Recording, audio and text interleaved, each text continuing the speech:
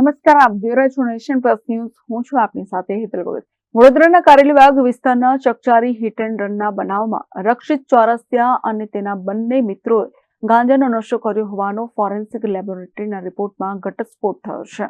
હોળીની રાત્રે કારેલીબાગના આમ્રપાલી કોમ્પ્લેક્સ પાસે 130 જેટલી સ્પીડમાં ફોક્સ વેગન કાર ચલાવી 3 સ્કૂટરને ઉડાવી દેવાના બનાવમાં હેમાલી પટેલ નામની મહિલાનું મોત નીપજ્યું હતું, જ્યારે બીજા 7ની ઈજાઓ પહોંચી હતી. આ બનાવ બાદ કોઈ પણ જાતનો રંજ ન હોય તે રીતે કાર ચાલક રક્ષિત ચોરસિયાએ નીચે ઉતરી અનધર રાઉન્ડ નિકિતાની બૂમો પાડી હતી. લોકોએ મેથી પાક ચખાડીને પોલીસને હવાલે કર્યો હતો. ડીસીપી પન્ના મોમાએ સમગ્ર કેસનું સુપરવિઝન કર્યું હતું અને રક્ષિત રવિશ ચોરસિયા, તેની સાથે બેઠેલા પ્રાંશુ રાજેશ ચૌહાણ અને તેઓ જેને ત્યાં મીટિંગ કરીને આવ્યા હતા તે સુરેશ ભરવાડના બ્લડ સેમ્પલ લેવડાવ્યા હતા. આ બ્લડ સેમ્પલનો ફોરેન્સિકનો રિપોર્ટ આવી જતા ત્રણેય મિત્રોએ ગાંજાનું સેવન કર્યું હોવાનું ખુલ્યું છે, જેથી રક્ષિત અને તેના બંને મિત્રો સામે એનડીપીએસ એક્ટ હેઠળ ગુનો નોંધવામાં આવ્યો છે. તેમજ રક્ષિત સામે નશો કરી ડ્રાઈવ કરવાની કલમ ઉમેરી છે. રક્ષિત ચોરસિયાની સાથે કારમાં બેઠેલા મિત્ર પ્રાંશુ ચૌહાણની કારેલીબાગ પોલીસે ડ્રગ્સ કેસમાં ધરપકડ કરી છે.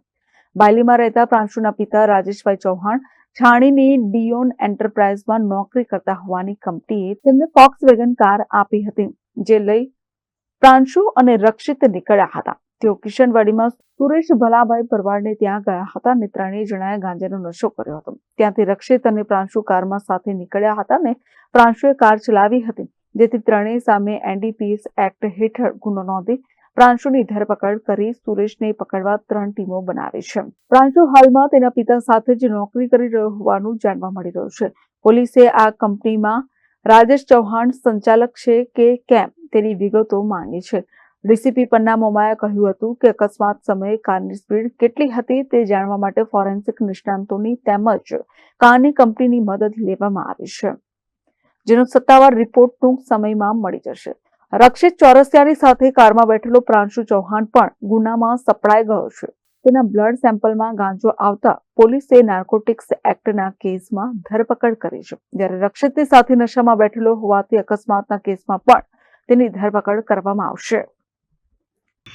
ગત 14 માર્ચના રોજ રાતના કારેલીબાગ વિસ્તારમાં જે આમ્રપાલી કોમ્પ્લેક્સ છે એની બહાર એક એક્સિડન્ટ થયેલો હતો. જે એક્સિડન્ટ અન્વયે કારેલીબાગ પોલીસ સ્ટેશન ખાતે ગુનો દાખલ કરી અને આરોપી રક્ષિત ચોરસિયાને અટક કરવામાં આવેલો હતો.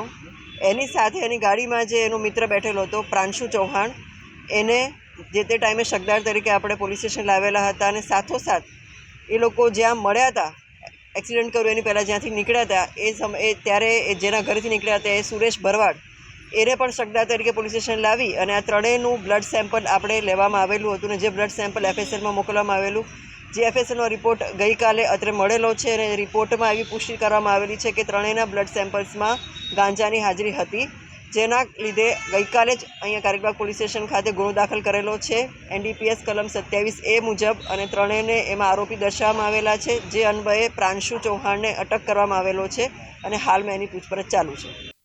Bureau report, nation plus news, Vadodara. સમાચારોના સતત અપડેટ મેળવવા માટે અમારી નેશન પ્લસ ન્યૂઝની યુટ્યુબ ચેનલને સબસ્ક્રાઇબ કરો, બેલ આઇકન દબાવો અને જોડાયેલા રહો ફેસબુક, ઇન્સ્ટાગ્રામ અને ટ્વિટર પર.